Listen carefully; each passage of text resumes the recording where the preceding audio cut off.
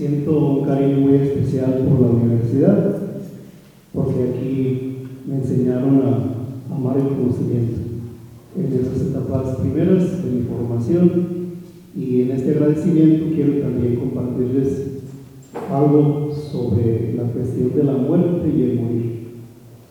En preparación de este siguiente mes, también el mes de los fieles difuntos, quisiera comenzar aquí con una aclaración sobre el título. Por razones de género, como aparece ahí en el cartel que se anunció, tendríamos que poner ser humano y no hombre, ¿de acuerdo? El ser humano ante el misterio de la muerte, y yo aún así les explico, ser humano ante la posibilidad de morir. Quiero diferenciar entre la muerte como sustantivo y el morir como verbo, porque desde este punto de vista del lenguaje se causa mucho sufrimiento, creando ideas completamente falsas sobre este evento. Así, por ejemplo, cuando se utiliza la muerte como sustantivo, en torno a ella van a aparecer ideas como pérdida, ausencia, una herida insuperable, y en cambio hablar de la posibilidad de morir como una acción verbal nos enfrenta a una actitud que es más asertiva y resiliente, de manera que cuando cualquier terapeuta puede intervenir, puede ayudar mejor si nosotros abandonamos nuestras falsas ideas sobre el evento y la posibilidad de morir. En otras palabras, las falsas ideas ocasionan mucho sufrimiento. No es solamente una cuestión emocional, sino también la gente está movida por prejuicios que se han transmitido a través de la interacción social. A esta interacción se le llama memética, que consiste en la transmisión inconsciente de tradiciones, prejuicios e ideas falsas a través de esos llamados memes, que no son solo dibujitos cómicos, sino son ideas y creencias falsas que hacen mucho daño. ¿De acuerdo? Pues por eso es muy importante que desde este inicio nosotros nos demos cuenta que una persona que se enfrenta ante este hecho puede superarlo mejor cuando lo vive, lo vivencia como una posibilidad que nos va acompañando a lo largo de toda la vida, y no como una personificación falsa de un sustantivo que nos amenaza al final y que toda la vida tenemos que luchar para superarlo. Bien, entonces en este momento pues les aclaro, todas las ideas falsas están cimentadas en este asunto sobre el sustantivo muerte.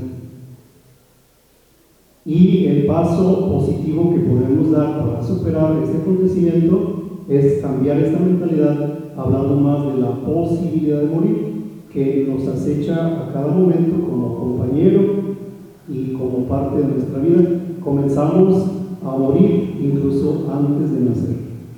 Ya desde entonces hay células que se van regenerando y van muriendo, y durante toda la vida va a acompañarnos este proceso.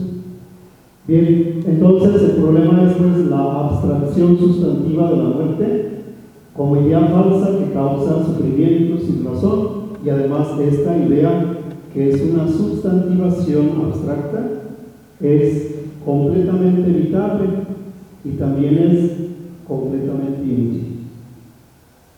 En otras palabras, sí podemos evitar hacernos estas malas ideas y más bien dar el paso a ir reconciliándonos con la situación de que somos personas falibles. Lábiles sería la palabra más técnica para referirse a esta condición de fragilidad en la cual nosotros a diario morimos cada día un poco. No es un evento sorpresivo que nos espera al final, sino es un compañero que nos reconciliamos para convivir y también hacer alianzas con esa posibilidad, utilizándola para bien. Por tanto, yo abandono esta abstracción sustantiva de la muerte como un nombre o un sustantivo y prefiero hablar de esta otra interpretación, que es una interpretación que da sentido con asertividad y resiliencia, y es la posibilidad de morir como encuentro personal abrazado por el amor incondicional y perfecto. ¿Por qué pongo personal? Porque una tendencia de esta actitud es sumergirse en una especie de encuentro abstracto y impersonal, al estilo del nirvana del budismo. Pero también lo encontramos en todos los autores románticos como Wagner. Por eso allí les pongo esa palabra alemana, Liebestod, significa muerte por amor. Es el poema más famoso escrito por Wagner en toda su carrera musical, y decidió colocarlo al final de su ópera Tristán e Isolda. Para una persona que estudia literatura, ve la genialidad del autor con rimas perfectas, métrica perfecta, a la altura del mismo Goethe.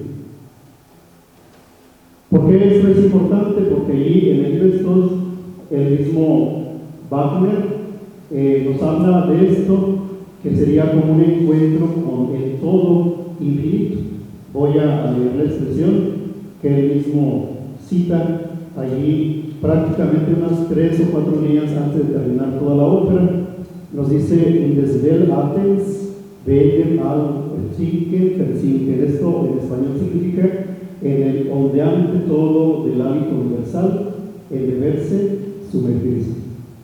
Como si la muerte en ese sentido fuera una especie de ilusión, de quedarse completamente diluido en el todo, que sería algo completamente contrario al nirvana, de quedar diluido en la nada. ¿De acuerdo? Pero estas actitudes que son impersonales, más bien tienen que ser interpretadas en un sentido de encuentro personal. ¿Con quién? Con el amor incondicional y con el amor perfecto. Cualquier persona que aborda este punto se da cuenta que para sostener este punto de vista basta con aceptar que en el ser humano hay autotrascendencia. ¿En dónde podemos encontrarla? En que las personas se engendran y sus propios hijos les autotrascienden. Aunque ellos mueran, sus genes vivirán, su legado cultural. Las personas que investigan y dejan descubrimientos, que dejan incluso aportes, aunque mueran, se autotrascienden. La prueba está en que los seguimos citando y los seguimos enseñando, sus ideas nos mueven, se autotrascendieron. Incluso esto vale para los ateos, porque seguimos leyendo a Nietzsche, a Marx, a Freud, seguimos leyendo a Dawkins, a Hawking, y ellos se autotrascienden porque no se quedaron solamente en el momento histórico que les tocó vivir. Les bastaría aceptar que el ser humano se autotrasciende. De hecho, los que se dedican a la enseñanza, el simple hecho de enseñar indica que estoy preparando una generación para que me sustituya, porque yo sé que no estaré aquí para siempre. ¿Nos entendemos? Todas las personas que intenten dejar huella en el deporte, en el arte, incluso en la influencia de opinión en los medios, están demostrando en la acción que ellos tienen esta sed inconsciente de autotrascendencia. Entonces, en ese sentido, al morir, damos precisamente este encuentro personal abrazados por el amor incondicional. Aquí todavía quiero insistir: por muy amado que yo haya sido en la vida, mi amor y el de las personas ha sido siempre limitado, porque cometimos errores, dejamos asuntos sin consensos, sin llegar a acuerdos, sin realizarlos. Y estos cabos sueltos que dejamos en la vida, el momento en el cual yo siento plena autorrealización de que todo valió la pena es precisamente en el momento que se da el morir. Por eso el morir, en lugar de ser una experiencia traumática, de pérdida y de tragedia, se convierte en el momento más pleno de autorrealización personal. Porque en este encuentro personal con el amor, por primera vez me sentiré amado de modo incondicional y perfecto, sabiendo que todo valió la pena y que incluso aquellos instantes en los cuales yo no les encontré sentido han valido la pena. ¿Sí? No sé, ¿algún comentario sobre este punto o continuamos? Bien, vamos a girar la diapositiva para dar un paso más adelante. Por ahí les mandé 6 páginas que creo la universidad se las va a enviar a quienes quieran leerlas. Para si quieren tener el texto, también pueden seguirlos. Bien, vamos entonces a lo que sería este asunto que se encuentra aquí anunciado en esta nueva diapositiva. Nos dice ahí que entonces el error que ocasiona muchísimo sufrimiento a las personas es convertir la muerte en un sustantivo. Y esta sustantivización o nominalización de la muerte favorece la construcción memética y mimética del personaje artificioso de la muerte como ausencia, pérdida, fracaso, fatalidad, tragedia y separación de la. Imagínense un terapeuta, tanatólogo que quiera ayudar a una persona a superar este evento y aquella persona tiene esta idea falsa de la muerte. Este va a ser el mayor obstáculo para que aquella persona pueda superar ese momento traumatizante. Entonces, en ese sentido, cambiar esta idea falsa de la muerte nos invita para que nosotros no nos quedemos atorados en estas falsas ideas. Decía allí mismo que es una construcción memética.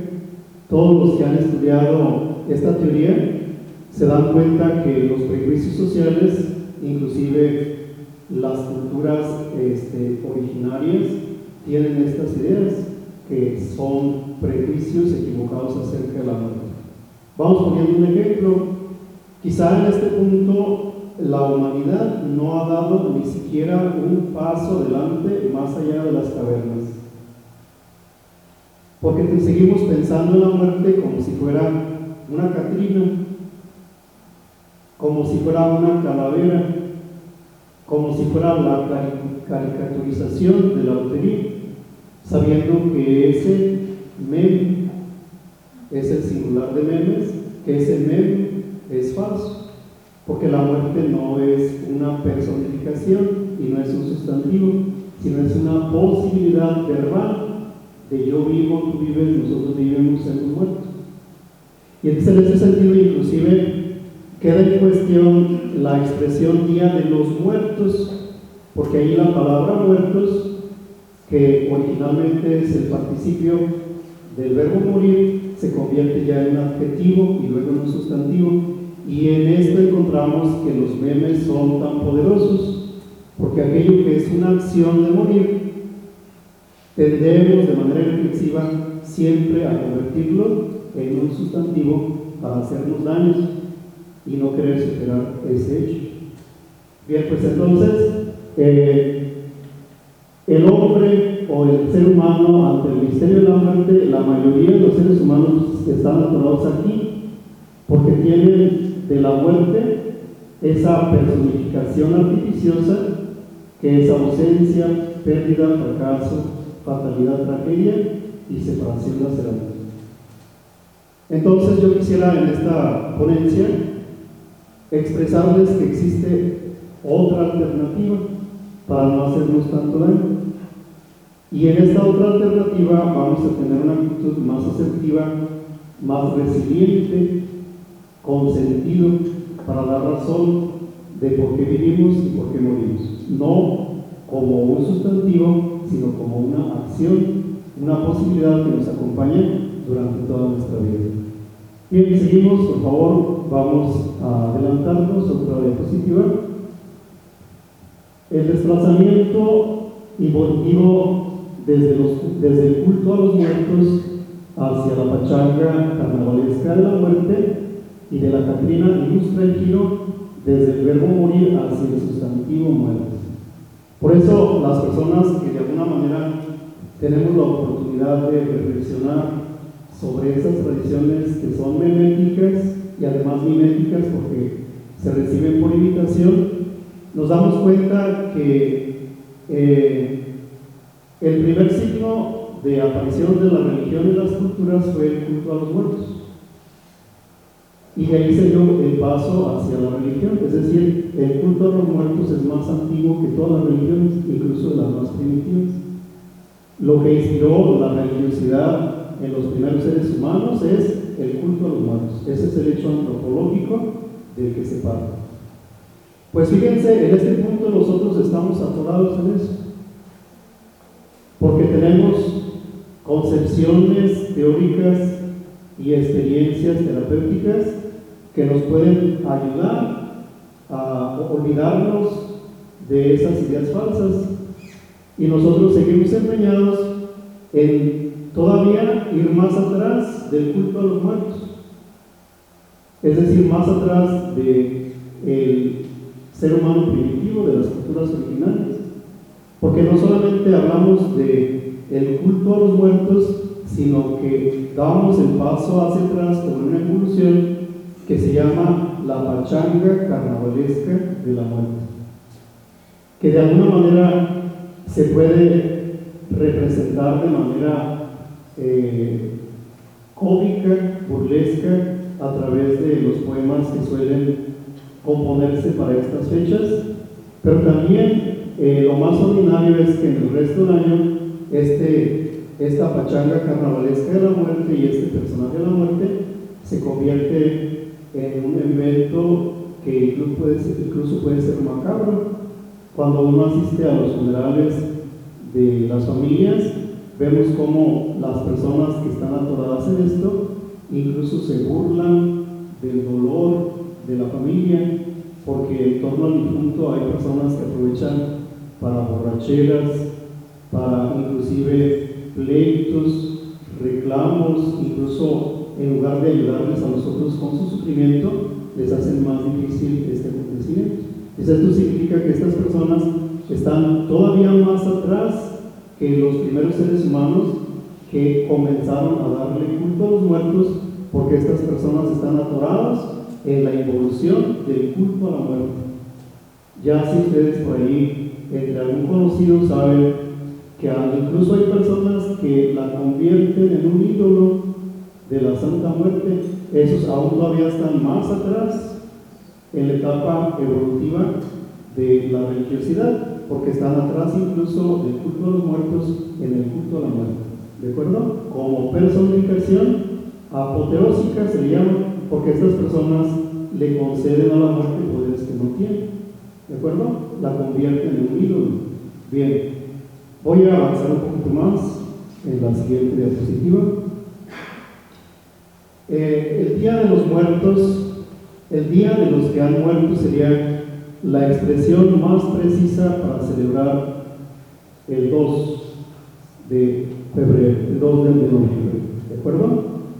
Porque ahí la expresión conserva la palabra muerto utilizado como participio verbal. Es el día de los que han muerto.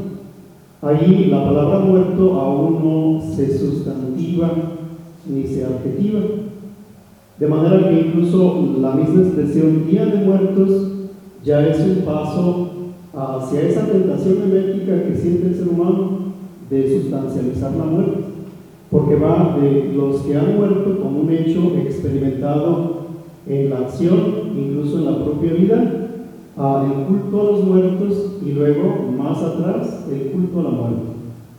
Bien, pues entonces la primera expresión indica, es decir, la Día de los Muertos, acción verbal, mientras que la segunda es adjetivación y substantivación del verbo morir, y por eso esta expresión quiere hacerse daño porque cada vez tiende más a personificar la muerte para atribuirle poderes que no tiene. ¿Por qué es importante esta precisión? A uno de los grandes filósofos de Viena, Wittgenstein, nos dijo que todas las equivocaciones del pensamiento proceden de que el lenguaje es pachanga.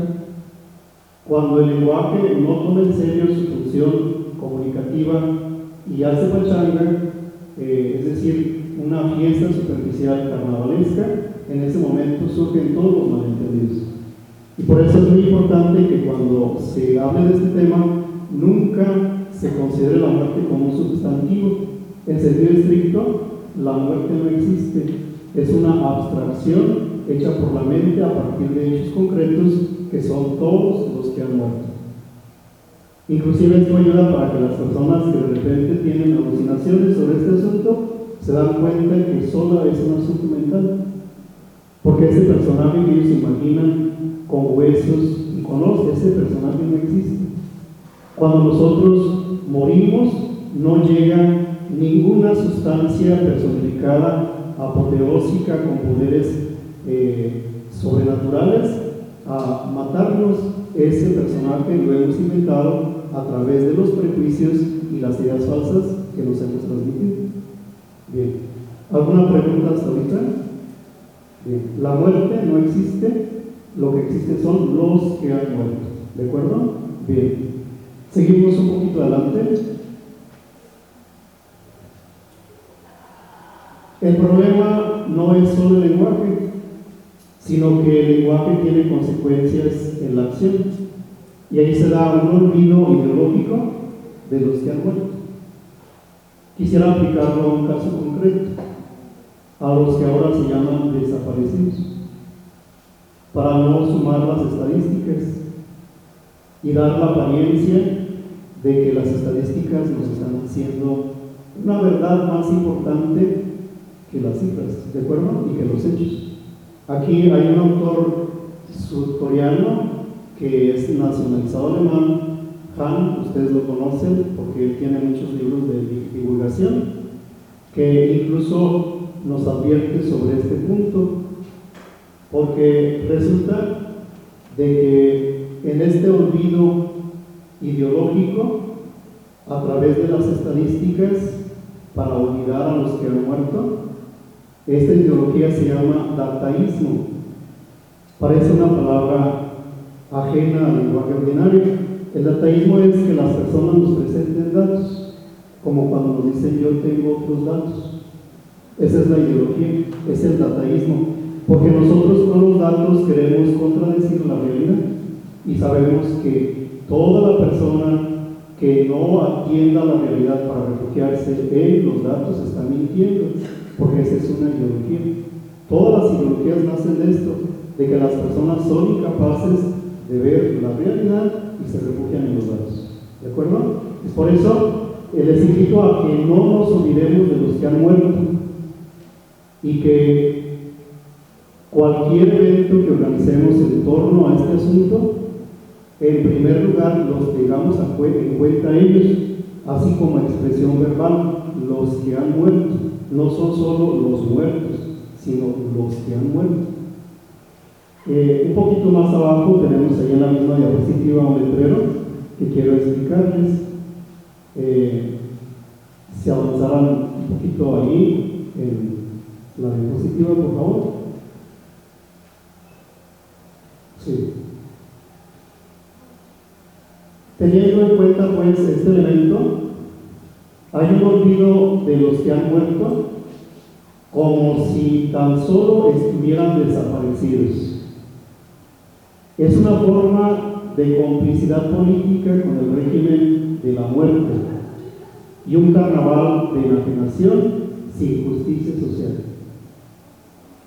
Intentando un poco responder a esta ideologización de los datos para manipular la realidad, en todo el territorio nacional la Iglesia Católica organizó una especie de padrón para que en nuestras propias parroquias los familiares de los que han muerto vayan inscribiendo uno por uno los nombres de todos ellos, sea por secuestro, por desaparición o por muerte verificada. Porque en el momento que sea oportuno vamos a publicar esa lista, que es la lista completa, no la lista manipulada de los datos. ¿De acuerdo? Y luego lo más importante, que si no se hace esto, se hace una terrible injuria social e institucional, porque no se le entrega a los familiares a quien ha muerto para que le dé un funeral digno. Simplemente para que ustedes entiendan la gravedad de esto, en el siglo I, a todas las personas que morían por una muerte violenta, inclusive los crucificados, no se les daba sepultura. Es la razón por la cual las mujeres están junto a la cruz, para estar seguras de dónde van a sepultar a Jesús, porque el resto de todos los crucificados nunca fueron sepultados. Y en las excavaciones arqueológicas se descubren sus huesos, que están triturados por los colmillos, porque estas personas que no fueron sepultadas se los tragaron los perros. Ahí está la injusticia y la injuria social. ¿De acuerdo?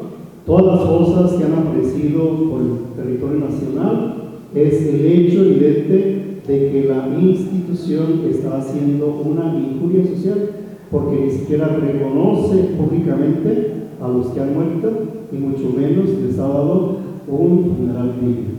¿De acuerdo?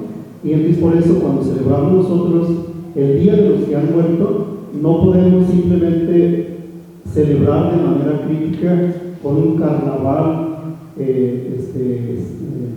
macabro esa injusticia social, porque nosotros estaríamos encubriendo este delito cometido contra los que han muerto en este régimen de muerte, y además estaríamos haciendo una justificación masiva de esta injuria social contra ellos por no haberlos sepultado. Bien. Quisiera ahora justificar estas afirmaciones con sus consecuencias en dos autores que han de manera teórica presentado una apoteosis de la muerte, una substantivación de la muerte, atribuyéndole poderes como si la muerte tuviera poderes sobrehumanos. Y entonces las consecuencias de estas propuestas nos van a llevar a entender una cosa que es muy importante.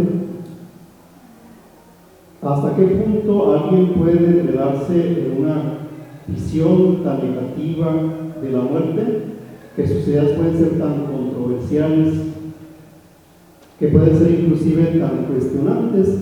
Y dos autores que lo han hecho es Cioran, de origen rumano, y el otro va a ser Peter Singer, que es de Australia.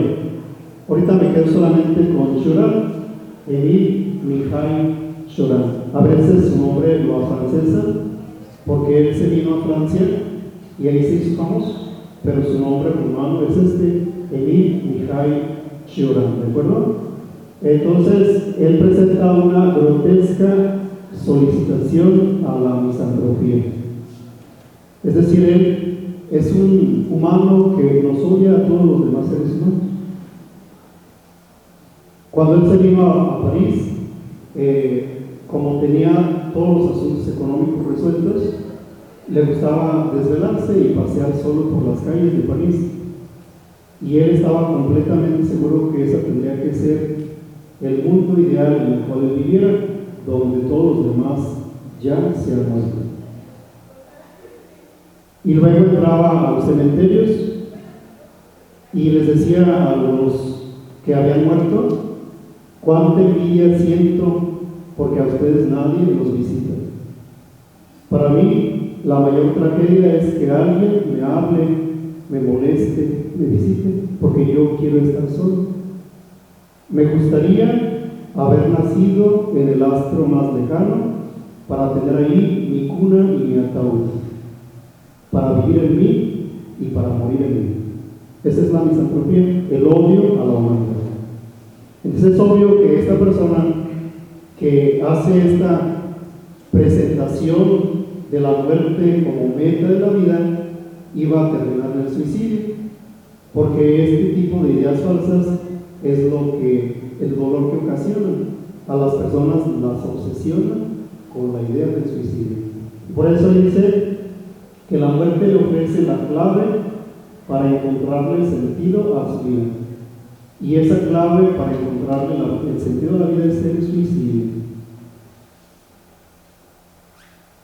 Y en este momento decimos que él hizo una apoteosis, es decir, un endiosamiento, es lo que significa apoteosis, es un endiosamiento sustantivo o una apoteosis sustantiva de la muerte como meta tras la vida. Y esta idea falsa le condujo al suicidio. De manera que cuando ustedes lean sus libros, son geniales. Desde el punto de vista literario, son realmente dignos de admiración por la enorme calidad literaria con la cual él escribe. Para aprender a manejar el lenguaje, Cioran es un maestro, ¿de acuerdo? Y por eso él es tan popular. Son de esos libros que uno se lee en un centón, porque realmente disfruta su literatura. Pues cada uno de sus libros era una proclamación y un anuncio de su propio suicidio. Es más, con Cioran nos pasa lo que a las personas de la época de los 60 le sucedía con María Callas, cuando estaba ella sufriendo porque no se pudo casar con Aristóteles Onassis, sino que Aristóteles Onassis la dejó para casarse con la viuda de Kennedy, con Jackie, después de que quedó viuda, y ella se quedó bailando. Ella lo perdió todo, hasta su carrera y su voz.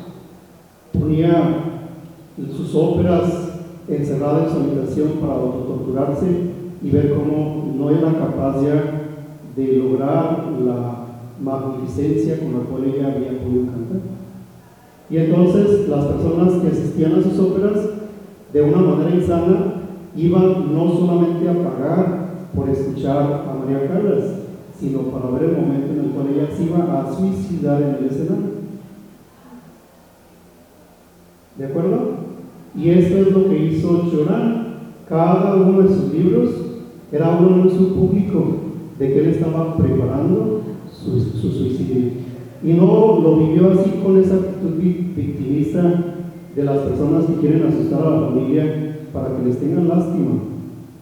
Él lo afrontó como un héroe, ¿de acuerdo? Y por eso fíjense cómo opina sobre el suicidio. Sus obras son crónica de una muerte anunciada. Solamente tomo una frase que resume esta apoteosis sustantiva y macabra de la muerte orientada al suicidio. Un final tiene que cultivarse como si fuera un huerto. No hay que darse demasiada prisa. De manera que él no tuvo nunca urgencia para adelantar ese suceso. Tanto le apasionaba el evento del suicidio que quería aguantarse las ganas todo el tiempo que se pudiera para disfrutarlo plenamente cuando ya no tuviera más horas.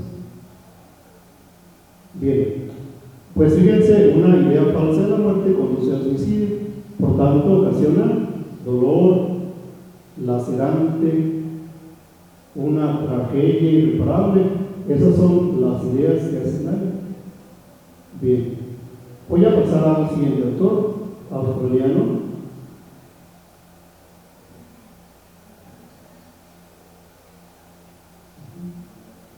Uno más. Autor es Peter Singer. Vamos a ponerle a él un letrero: muerte para todos, viva la muerte. Sería el resumen de todo su pensamiento. Este autor incluso es tan controversial que en los países que son más abiertos a veces ni siquiera lo reciben así con reconocimiento institucional, por la razón de que él está promoviendo esto, la muerte para todos. En otras palabras, su pensamiento tiene consecuencias macabras y es una reducción tanatológica y un olvido necrológico. ¿Qué significa? Todo está orientado a la muerte, olvidándonos de los muertos, porque lo que importa es no quién muere, sino que viva la muerte. Esa sería su actitud.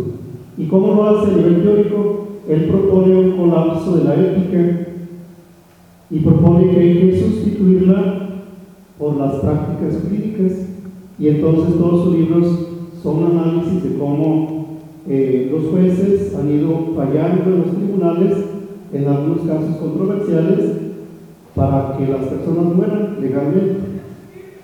Y una vez que esto sentó ya un precedente, como no necesitamos ética, esos casos van a servir de prototipo para resolver el resto de los casos conflictivos, ¿de acuerdo? Pero él propone que para que esto funcione hay que abandonar la idea de que la vida es digna y de que hay una cierta dignidad de la vida, y sustituirla por la cuestión de la calidad de vida, no la dignidad de la vida, sino la calidad de la vida. Por eso cuando alguna persona se preguntara si en este momento sería legal morir o legal matar, jamás en su pensamiento tiene que pensar en la dignidad de la persona, porque la vida no es digna. A lo único que se aspira, según Singer, es a la calidad de vida. Y esa calidad de vida se entiende como confort fisiológico sin sufrimiento. Ya ustedes alcanzan a ver aquí hasta donde apuntan. Es decir, que en cuanto tú empiezas a sentir una enfermedad crónica, pierdes el confort fisiológico sin sufrimiento y es el momento de morir. Por tanto, esto vale para obesos, para los diabéticos, vale incluso para todos los hipertensos, para cualquier persona que padezca una enfermedad crónica, necesite medicación de por vida. Por eso es muerte para todos. ¿De acuerdo? Y entonces él propone algunas cosas que son las necrófilas, es decir, que aman la muerte. Son provocadoras y controversiales. Y si esto se siguiera como él lo propone, habría un genocidio sofisticado y paliativo. Porque en este morir, lo único que le interesa es que las personas mueran sedadas para que no sientan sufrimiento. Y ahí está ese aspecto sofisticado que indica ese aspecto artificioso con el cual él quiere vender su propuesta de muerte. ¿De acuerdo? Seguimos un poquito adelante.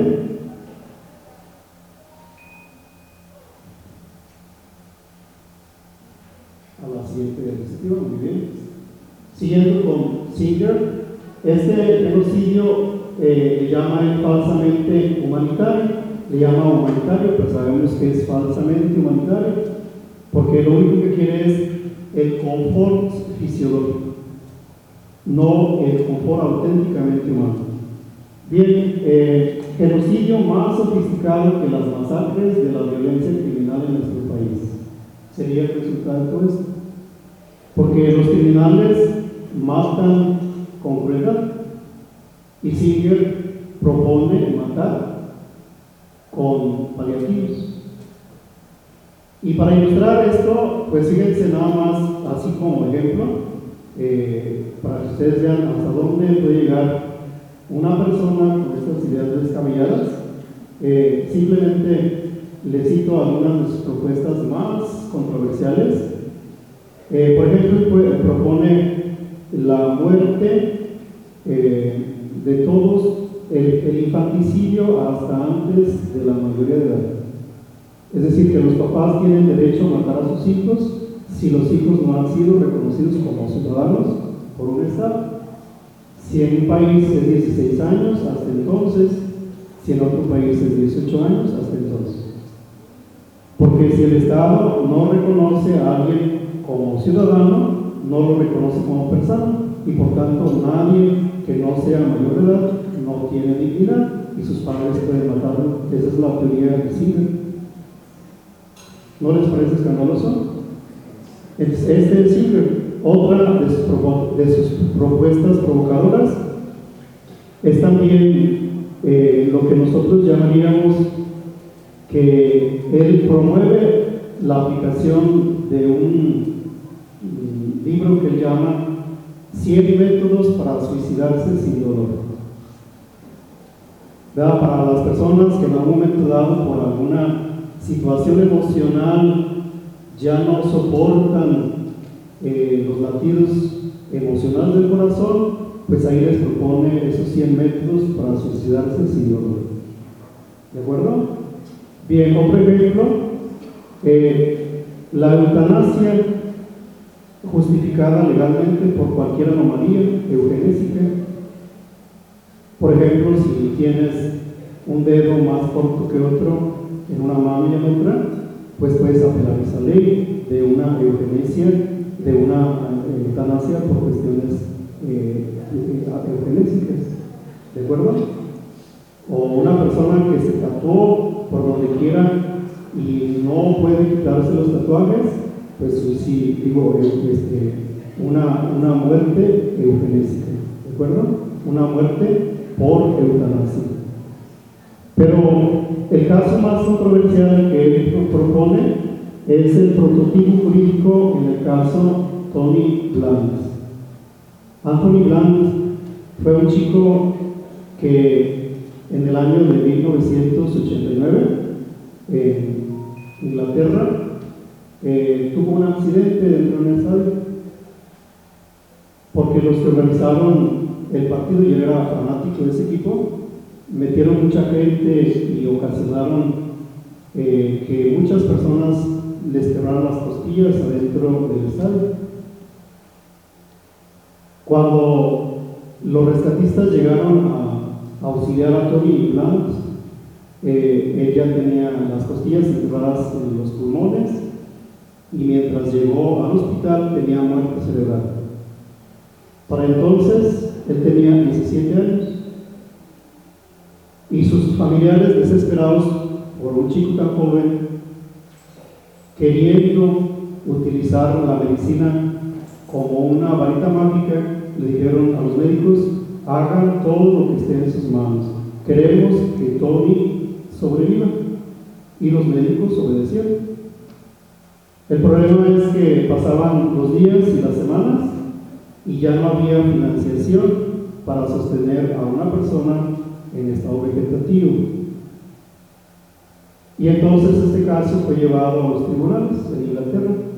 La pregunta fue si era justo a nivel social que se gastara tanto presupuesto en una persona que posiblemente nunca iba a despertar, o que si era más justo que ese dinero que se iba a invertir en este paciente se invirtiera en personas que tuvieran mejores expectativas de vida. Porque los médicos les dijeron a la familia que quizá Tony podía despertar en una semana, o en 5 años, o en 50 años, y por eso la pregunta era si era justo que se invirtiera todo este presupuesto en todo. ¿De acuerdo? Pues por primera vez en 1999, 9 jueces británicos sentenciaron a la muerte, a la pena de muerte, a un inocente. Ese es el hecho, que él, a través de este caso, está promoviendo la pena de muerte también de los inocentes. Porque la sentencia de los jueces fue la siguiente: que se le dejara morir. A partir de ese momento ya no se le iba a dar alimento ni hidratación, que solamente se le iba a sedar, y eso es pena de muerte al inocente. Y entonces, a partir de ese dato, él lo toma como un prototipo jurídico para todos los casos difíciles en esta cultura del endiosamiento de la muerte para todos, y por eso todo su pensamiento se resume en esto: muerte para todos, viva la muerte. ¿De acuerdo? ¿Alguna pregunta, Sarita? Recuerdo el caso hace ya muchos años en Guyana Francesa, donde fue un suicidio colectivo, ¿verdad? Y así como otros que han estado sucediendo recientemente, bueno, relativamente, por ejemplo, que van aunados o van concatenados a un evento astrológico, el paso de un cometa, etc. Y como que lo suben a este tipo de idiosincrasia, filosofía.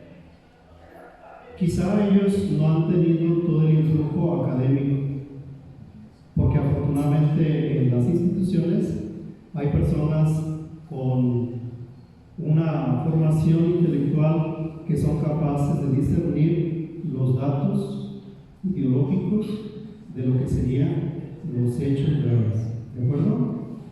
Y ahí está la responsabilidad nuestra, pero a mí lo que me preocupa son las ideas populares que se han transmitido de generación en generación, porque esas ideas populares tienen un influjo real en las decisiones diarias de las personas, y a esos son a los que llamamos memes.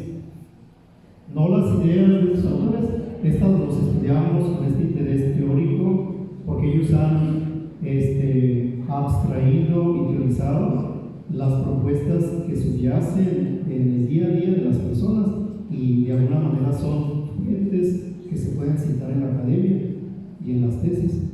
Pero estas ideas difícilmente tocan al ser humano cotidiano y a pie. Lo que realmente influye en sus vidas son estas tradiciones que de manera irrefleja se han ido transmitiendo así generación tras generación. Y vuelvo a decirles, la idea que más daño hace a las personas para desembocar en estas propuestas teóricas sobre el suicidio y sobre un genocidio indiscriminado son precisamente la substantización apoteósica de la muerte, como si la muerte fuera un Dios que puede tener un poder sobre nosotros. Y por eso el objetivo de esta ponencia al final también va a ser que ustedes vean cómo hay otra serie de propuestas y gente que realmente ha sabido vivir, que ha entendido la muerte o el morir como una posibilidad en acción a través del verbo morir, y que además eso nos ayuda a darle sentido a estas circunstancias difíciles, por si en algún momento dado logramos padecerlas. ¿De acuerdo? ¿Alguna otra pregunta? Bien, entonces vamos al último punto de la ponencia. Nos preguntamos si existe otra alternativa más allá de la apoteosis de la muerte como un sustantivo, y la propuesta es sí, el morir como verbo, como acción verbal. Es más, nunca convertir en adjetivo o sustantivo la palabra muerto, sino dejarla ahí en participio del verbo morir. Yo he muerto, los que han muerto. ¿De acuerdo? Para que ellos nos sigan doliendo y también para seguirlos amando. En ese sentido, más que muerte, morir. Y en este morir, en esta posibilidad de morir, se da un encuentro personal con el amor, que a cada uno autotrasciende. Este amor a cada uno nos autotrasciende. Con lenguaje antropomórfico, es decir, dentro de los límites de las categorías humanas, se podría decir así: ser amado incondicionalmente, este amor que nos autotrasciende. Esta idea tan sencilla a mí me ha dado realmente la posibilidad de llevar mucho consuelo, especialmente en estos últimos 2 años, donde hemos tenido que celebrar funerales para tantas personas que no solamente murieron por los contagios, sino también por los secuestros y por la violencia criminal. El hecho de saber que la muerte no es una pérdida, sino que es un encuentro personal, que por mucho que hayamos amado a los nuestros, reconocemos con humildad que no éramos todo en su vida, que teníamos que darles la oportunidad de que ellos se sintieran plenamente amados. Y en este sentido, este momento de morir, este evento de morir, es el momento más pleno de autorrealización humana y personal, porque uno nunca en toda su vida se sintió tan amado como cuando se siente abrazado por este amor que nos autotrasciende. Y que en la experiencia personal, uno por primera vez se siente amado incondicionalmente. Bien, entonces, abordando más en este asunto, quisiera yo decir lo siguiente. Cuando nosotros hablamos de este asunto, entendemos que entonces la muerte como sustantivo no es meta de la vida, ni es la última palabra, sino que inclusive aquí es donde se da la posibilidad de que el ser humano de manera voluntaria dé el paso hacia la resurrección. Porque cuando ya está preparado el terreno para aceptar que la muerte no es un encuentro, no es la última palabra, sino que es un encuentro de autorización personal en el amor, el terreno ya se abrió a nivel mental y a nivel de convicciones para aceptar la posibilidad de la resurrección. Pero fíjense cómo San Pablo, cuando habló de la resurrección en Atenas, en el mundo de la filosofía, fracasó. Porque San Pablo no citó a los autores correctos. Si él hubiera leído con calma la tragedia de Hipólito, de uno de los grandes trágicos griegos, allí hubiera encontrado una posibilidad de decirle a los atenienses: yo he visto que entre los grandes autores de ustedes ya hay uno que venció el poder de la muerte, Hipólito. ¿De acuerdo? Pero incluso tomando esos datos, quiero decirles que en nuestra cultura se puede hablar de la resurrección sin necesidad de tener que sacar argumentos de la Biblia. Porque la pura razón humana es capaz de ver la coherencia de la posibilidad de la resurrección, basado simplemente en el asunto de la identidad personal. Cuando yo estoy hablando de los héroes nacionales, de los grandes pensadores, inventores, artistas, de inclusive los personajes que me han guiado como modelos en la vida porque hicieron historia, yo supongo que ellos tienen una identidad personal. Por eso los menciono: Alejandro Magno, Julio César, pongamos el ejemplo de Miguel Ángel, de Wagner, inclusive pongamos el caso de Hawking o de cualquiera de los ateos que nunca creyeron en Dios, Nietzsche, Tolkien. Aunque ellos nunca creyeron en Dios, ellos siguen conservando su identidad personal, porque de hecho cuando citamos sus nombres en las tesis y en las clases, suponemos que ellos tienen una identidad personal. ¿De acuerdo? Esto no solamente vale para ellos, sino para todas las personas que anden peleando de herencia, que digan que es que quien firmó aquí el testamento es mi madre, esta es su firma, y con estos documentos puedo yo probar que soy hijo suyo y que soy la persona que está escrita allí en el testamento. ¿Está claro? Bueno, el simple hecho de estar alegando o peleando de herencia indica que tú crees en el lenguaje que tu mamá sigue teniendo una identidad personal, aunque ella muere. Lo cual obliga a plantearse a nivel teórico la siguiente pregunta: ¿la identidad personal puede subsistir si solamente existe el cuerpo solo o el alma sola? Por supuesto que no, porque el ser humano no es el alma, el ser humano no es el cuerpo, sino la integridad antropológica en su conjunto. De manera que Para poder seguir hablando coherentemente de los muertos, tenemos que suponer que ellos de alguna manera conservan su identidad personal. Y esa identidad personal es el núcleo duro sobre el cual la resurrección es una convicción social. En otras palabras, que todos suponemos que hay resurrección porque hablamos acerca de la identidad de las personas, incluso de los que han muerto.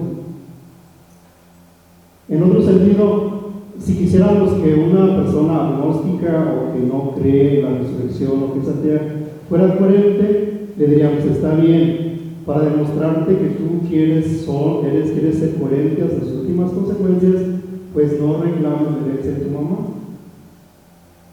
Porque si ella no va a resucitar, tampoco tiene identidad personal y no puedes tú apelar a ella como si fuera tu mamá. ¿De acuerdo? Y que haga esta persona: no, pero es que yo quiero mi dinero, porque la práctica supone que ella sigue conservando su identidad personal, pero esta decisión que tomas contradice tus convicciones, de manera que eres una persona con esquizofrenia mental. Por un lado, crees en la resurrección, no crees en la resurrección, y por otro lado, necesitas la identidad personal para salirte con la tuya. Bien, entonces, en ese sentido, pues, les invito para que vean cómo la resurrección no es solamente un asunto bíblico o de fe cristiana. Se puede defender con argumentos completamente racionales. Y así lo ha hecho Tomás de Aquino, el mismo Ratzinger cuando él escribe, y otros grandes pensadores de la neurofilosofía, que ellos mismos también han desarrollado estos elementos de la resurrección como un supuesto indispensable para la identidad de las personas. ¿De acuerdo?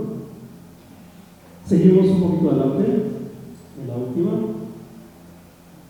Bien, entonces, ustedes vean este encuentro personal con el amor y la resurrección.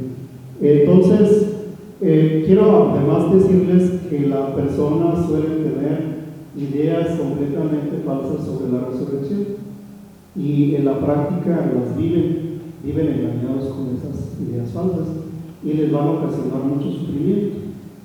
La resurrección sería básicamente la reconstitución del núcleo de identidad personal. La resurrección no tiene que ver con la restitución minuciosa de cada uno de los detalles físicos de nuestro cuerpo. Porque si las personas tienen esta idea equivocada de que para resucitar se me tiene que restituir cada detalle minucioso de mi cuerpo, esto cae en la relación. Porque empiezas a hacerte preguntas: entonces, cuando yo resucite, ¿voy a resucitar obeso o delgado? ¿Voy a resucitar viejo o joven? ¿Voy a resucitar con el pelo teñido o con canas? ¿Con qué look? ¿Pelo corto, pelo largo? Y esto es un núcleo de contradicciones que no tiene ningún sentido reflexionar. ¿Qué es lo que se reconstituye con la resurrección? La calidad de tus relaciones interpersonales. Por eso en la resurrección tiene que haber un encuentro personal con el amor. Es lo único que se conserva. Muchos de nosotros perdemos mucho tiempo en vanidades sobre apariencia física, alimentación, inclusive sobre una cierta popularidad en un círculo donde yo soy admirado. Todo eso no importa absolutamente nada para tu identidad personal, porque tu identidad personal no está cimentada en esos detalles minuciosos. Lo único que interviene para saber qué tipo de persona eres tú es la calidad de este encuentro personal con los demás, en el amor incondicional. Si en estas relaciones no pules tu interacción, eres una persona despreciable. Pero si tú cada vez vas tejiendo un núcleo de relaciones en el cual tienes esta experiencia de amor incondicional. Estás preparándote para resucitar con toda la plenitud y perfección que merece ser abrazada en el amor infinito y perfecto.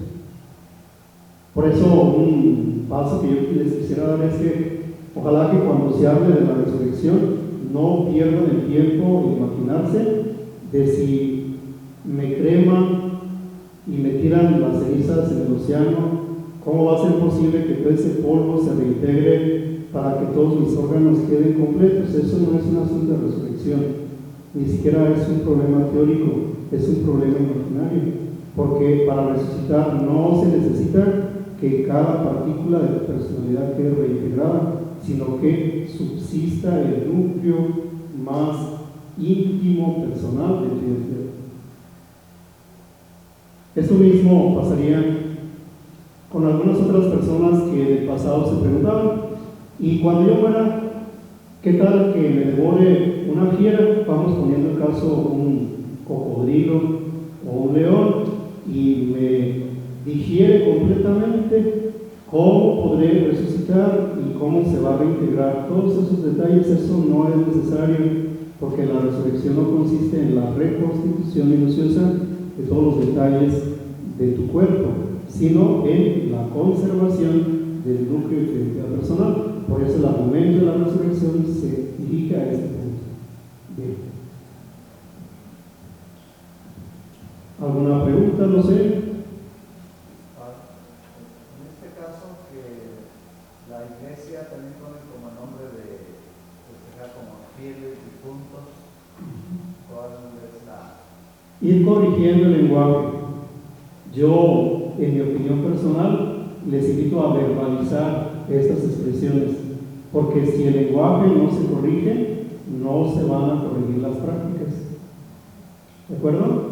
Yo prefiero hablar de los que han muerto en lugar de los muertos. Sería ese cambio para no quedarnos atorados en las cavernas del culto a los muertos, porque en ese punto no hemos dado ni un solo paso, incluso en la era digital. Seguimos atorados en las cavernas. ¿Es lo correcto?